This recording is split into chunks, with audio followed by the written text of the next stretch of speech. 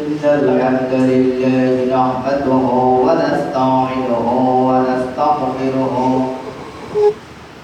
ونعوذ بالله من شرور أنفسنا ومن سيئات أعمالنا من يهده الله فلا مضل له ومن يضلل فلا هادي له ونشهد أن محمدا عبده ورسوله الذي بالحق بشيرا ونذيرا وداعيا إلى الله بإذنه وسراجا منيرا فقد قال الله تعالى في كلامه المجيد والفرقانه الحميد أعوذ بالله من الشيطان الرجيم بسم الله الرحمن الرحيم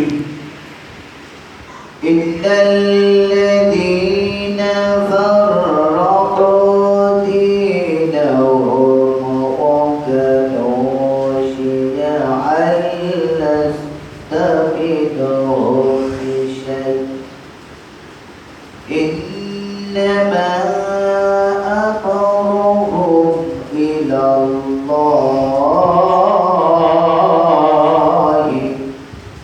ثم ينبئهم بما كانوا يفعلون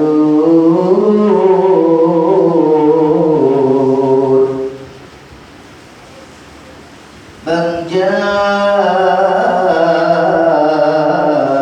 بالحسنة فله أشر أمثالها ومن جاء بالسيئات فلا عز إلا مثلها وهم لا يظلمون صدقت يا ربنا.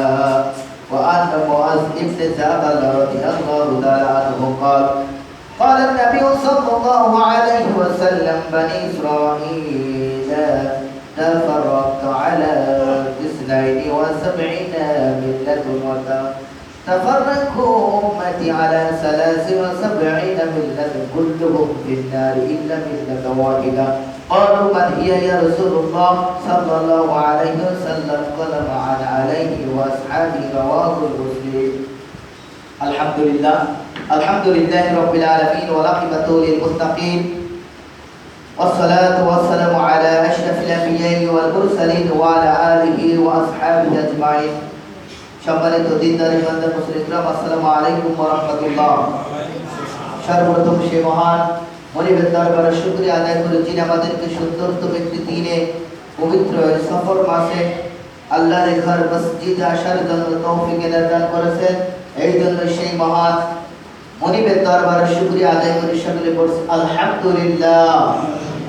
দুরূদ ও সালাম পেশ করছি আমার আপনার একমাত্র আদর্শ নেতা নবী কুলের শিরোমণি বিশ্ব সভার সভাপতি যার আনিত দিনের উপরে চলতে পারলে দুনিয়ায় শান্তি এবং পরকালের মুক্তির নিশ্চয়তা রয়েছে। তিনি হচ্ছেন আমার আপনার একমাত্র আদর্শ নেতা জনাব রাসূলুল্লাহ সকলে বলছি সাল্লাল্লাহু আলাইহি সাল্লাম। হাজিরিন, আল্লাহ সুবহানাহু ওয়া তাআলা পৃথিবীতে অসংখ্য নবী রাসূল এই ধরাধামে পাঠালেন। আল্লাহ সুবহানাহু ওয়া তাআলা কোন নবীকে কোন সম্প্রদায়ের উপর, কোন গোষ্ঠীর উপর, কোন জাতির উপর সৃষ্টি করলেন, কিন্তু আমার আপনার যে নবী, এই নবীকে গোটা মানব জাতির উপর রাহমাতাল লিল আলামিন হিসেবে আল্লাহ তাআলা সৃষ্টি করেছেন। আল্লাহ সুবহানাহু ওয়া তাআলা গোটা মানব জাতির উপর রহমত হিসেবে নাজিল করলেন। এই আমার আপনার যে নবী, এটা নবীদের নবী, কারণ প্রত্যেকটা নবী আফসোস করেছে এটা যদি আমরা নবী না হয়ে শেষ নবীর উম্মাত হয়ে দুনিয়ার বুকে আসতেন আমাদের মতো ধন্যার কেউ হতো না। হাজিরিন, আমরা সেই নবীর উম্মাত, যে নবীর সুপারিশ ছাড়া কোনো মানুষের জান্নাতে যাওয়ার ইচ্ছা থাকবে না। রাসূল তাকে সুপারিশ করবে, তাকে জান্নাতে যাওয়ার অনুমতি দেওয়া হবে। আল্লাহ সুবহানাহু ওয়া তাআলা তাই বান্দা দিগকে বললেন, যদি